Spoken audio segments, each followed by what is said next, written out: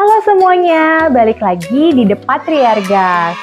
Nah, udah lama ya kayaknya kita nggak ngobrol perihal profesional.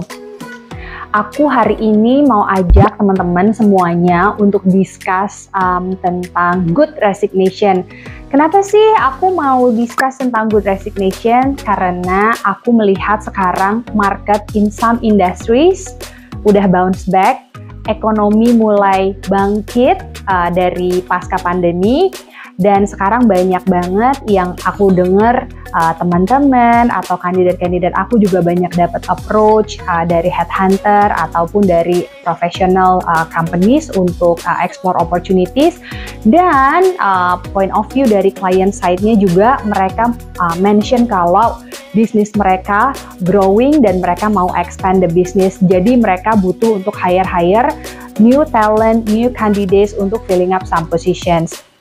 Nah, untuk itu aku mau membahas tentang Good Resignations, gimana dan apa aja yang harus kamu perhatikan untuk memastikan kalau kamu sudah mengantongi cross-check Good Resignation. Ikutin terus videonya, jangan di-skip, tonton terus sampai habis. Nah, pertama-tama aku assume teman-teman semuanya sudah melalui proses rekrutmen, ya. Karena di sini yang aku mau tekankan adalah proses resignation dan gimana caranya untuk mendapatkan atau mempunyai good resignation, oke? Hal pertama yang harus kamu pastikan sebelum kamu tender resignation letter adalah 1. Periksa kontrak kamu. Intinya, di dalam kontrak kamu itu terdapat perjanjian atau bisa dibilang kamu bisa cek kamu punya letter offer. Apa sih yang harus kamu perhatikan di dalam letter offer kamu atau di dalam kontrak kamu? 1. Kontrak kerja kamu. Apakah itu PKWT ataukah itu PKWTT? Sedikit aku mau membahas perbedaan antara PKWT dan PKWTT. Intinya, kontrak tersebut membedakan di mana 1. Kalian kontrak atau pegawai tetap. Dengan perbedaan kontrak dan pegawai tetap, jelas benefit yang kalian terima juga berbeda. For example, kalau kalian hanya pegawai kontrak, biasanya ya, yang pertama mungkin kalian tidak tercover medical benefit. Yang kedua, mungkin kalian tidak mendapatkan allowance. 3. Mungkin kalian tidak mendapatkan bonus ataupun company tidak bisa memberlakukan probation period dan company tidak bisa sewaktu-waktu memecat kalian atau terminate the contract.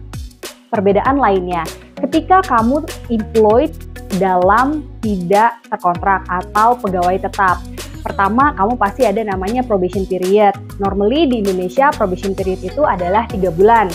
Yang kedua, kamu akan mendapatkan privilege atau mendapatkan allowance seperti THR kamu bakalan eligible, terus bonus kamu bakalan eligible, atau medical benefits dan yang lain-lain itu kamu juga eligible. Tetapi memang ada plus dan minus.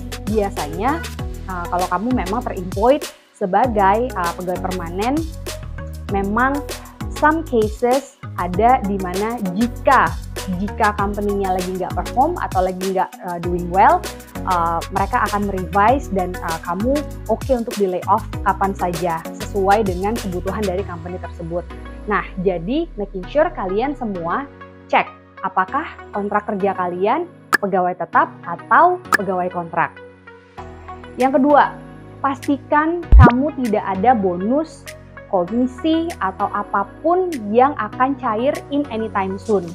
Jika ada, please kamu harus ngobrol dengan future employer kamu atau company yang sekarang kamu sedang ada dalam masa proses untuk negosiasi. Kenapa? Karena aku mau making sure kalau kalian tidak ada dalam di posisi loss, di mana kamu keluar dari company A, kamu tidak mendapatkan bonus itu, kamu tidak mendapatkan insentif itu, tapi ketika kamu masuk ke company B, kamu juga tidak mendapatkan hal yang mengkompensate hal yang sudah kamu korbankan. Tapi then again, ini adalah options dan ini adalah pilihan, tapi aku cuma nge-suggest apa yang terbaik untuk kalian. Yang ketiga, pastikan notice period kamu berjalan sesuai dengan apa yang berada di kontrak. Contohnya nih, misalnya aku mau resign dari company aku. Aku punya notice selama 3 bulan. Nah, making sure aku bicara dan aku info ke company yang akan aku pindah nanti kalau notice period aku adalah 3 bulan. Kenapa sih kita harus men-serve atau menjalani masa notice period kita? Pertama, kita pasti mau menjalankan hubungan baik. Jadi kita masuk ke company itu baik-baik dan kita keluar baik-baik. Jadi dengan menjalani masa notice period tersebut, kita memberikan waktu untuk company kita atau untuk employer kita. Pertama, untuk mencari gantinya kita.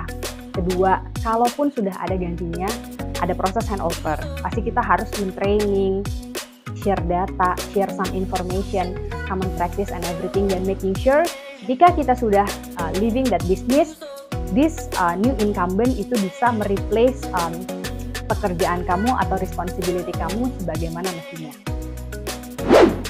Last but not least, hal yang harus amat sangat kamu lihat dengan jeli dan teliti dari kontrak kamu adalah masalah uang, masalah gaji, masalah benefit. Kenapa? Karena banyak kandidat yang confused atau mix up ketika melihat offer, melihat package, dan lain sebagainya. Pertama, aku mau making sure benefit kesehatan. Apakah sudah sesuai? Apakah kamu aware? Apa aja coverage-nya? Apakah bisa mengcover suami atau spouse? Atau apakah bisa mengcover anak dan sampai berapa anak? Bagaimana nanti kalau misalnya istri kamu melahirkan, apakah di cover untuk biaya melahirkannya dan sebagainya. Anything, feel free untuk kamu tanya di awal kepada HR atau pihak terkait untuk memastikan semua benefitnya itu seperti apa yang dibicarakan, seperti apa yang kamu harapkan. Jika memang tidak seperti yang kamu harapkan, hopefully kamu aware dan kamu tidak ada rasa penyesalan di kemudian hari. Yang kedua adalah gaji. Making sure apakah itu dalam net ataukah itu dalam gross, karena itu adalah huge amount of difference. Yang ketiga, kamu making sure allowances-nya seperti apa, apakah sistemnya di reimburse, apakah itu fixed allowance yang dimana setiap bulan kamu akan mendapatkan cap dari allowance tersebut bersama dengan gaji. Last but not least, untuk masalah income atau masalah money, kamu making sure THR seperti apa, pembagiannya seperti apa, apakah THR itu pembagiannya dari nominal basic salary kamu, ataukah THR itu dibagikan sesuai dengan total income kamu. Dan bonus, apa kriteria yang meng-eligible kamu untuk mendapatkan bonus? Apa sih yang harus kamu achieve? Apa sih target kamu? It's okay untuk discuss everything dari awal, semoga semuanya jelas di awal dan tidak ada kinder surprise at the end of the day.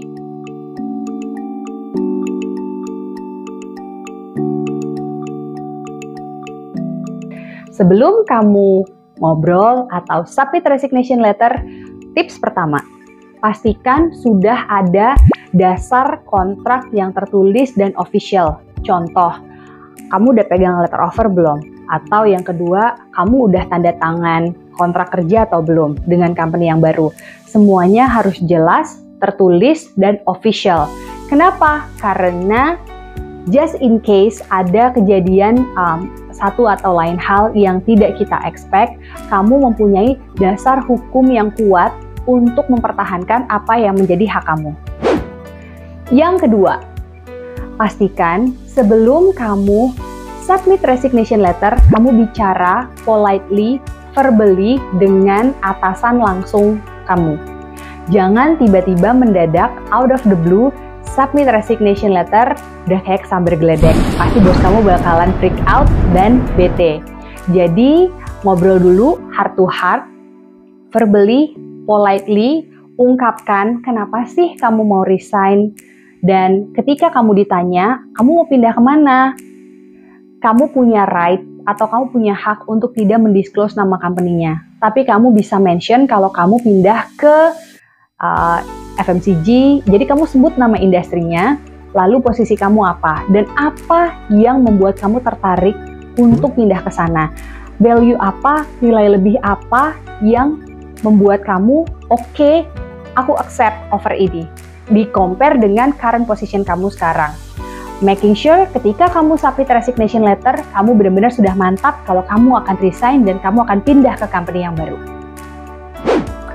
Ketika kamu sudah bicara heart to heart, ngobrol verbally dengan bos kamu sudah aware kalau kamu akan resign, dan saatnya kamu untuk meletakkan surat keramat itu atau tender resignation letter ke bos kamu dan jika dibutuhkan ke HR. Biasanya memang aku encourage kandidat-kandidat aku untuk create 2 resignation letter. Yang pertama disubmit ke bos langsung atau ke direct boss atau ke atasan langsung. Yang kedua itu akan disubmit ke pihak HR karena HR juga harus aware kalau kamu juga ingin mengajukan proses resign. Selanjutnya, pastikan proses resignation kamu berjalan dengan smooth dan proses handover kamu juga berjalan dengan smooth. Gimana sih caranya untuk memastikan proses handover kamu berjalan dengan smooth? Yang pertama, bantu bos kamu, atasan kamu, atau current company kamu untuk mendapatkan replacement. Mungkin kamu bisa share nama-nama teman kamu atau nama-nama ex-colleague kamu dari company sebelumnya yang sekiranya bisa mumpuni untuk sitting at your position saat ini. Yang kedua, bantu proses handover. Ajarin, infokan gimana sih biasanya apa yang kamu lakukan sehingga ketika kamu udah nggak di company tersebut lagi dan kamu udah pindah ke company yang baru, mereka tidak mengalami kesusahan. Dan kalaupun company yang sekarang mengalami kesusahan atau new incumbent mengalami kesusahan, please open for communication, open for discussion. Biasanya mereka akan senang banget kalau kamu bilang, nanti kalau ada apa-apa, please kabarin aku aja, nanti aku akan bantu sebisa aku at my most availability time untuk membantu problem atau any difficulties yang terkait dengan current atau new incumbent setelah kamu pergi. Yang terakhir adalah jangan lupa minta reference letter. Jadi ketika kamu sudah selesai masa tenur di current company kamu dan kamu akan pindah ke company yang baru, kamu sudah serving notice period seperti apa yang ada di kontrak dan kamu berhak mendapatkan reference letter. Reference letter tersebut akan dibutuhkan ketika kamu nanti apply ke company yang lain atau in the future kamu proses ke company lain pindah ke job yang baru, pasti mereka akan bertanya mana reference letternya. So, tips dari aku jangan lupa untuk minta reference letter dari company yang sekarang. Nah, itu tadi serangkaian tips dari aku untuk teman-teman The Patriarga semuanya. Just in case kalian sekarang ada di tahap offering, negotiation offer, atau kamu lagi mau resign, masih deg-degan, gimana nih caranya supaya resign yang benar? Semoga video ini bisa membantu dan memberikan insight untuk teman-teman semua. Dan kalau misalnya ada topik-topik yang mau di-cover, suggestion dari teman-teman The Patriargas, jangan lupa komen di bawah. Nanti sebisa mungkin kita akan buatkan video dan kita akan kupas tuntas di konten kita selanjutnya. Tonton terus videonya sampai habis. Jangan lupa like, komen, dan subscribe. Bye!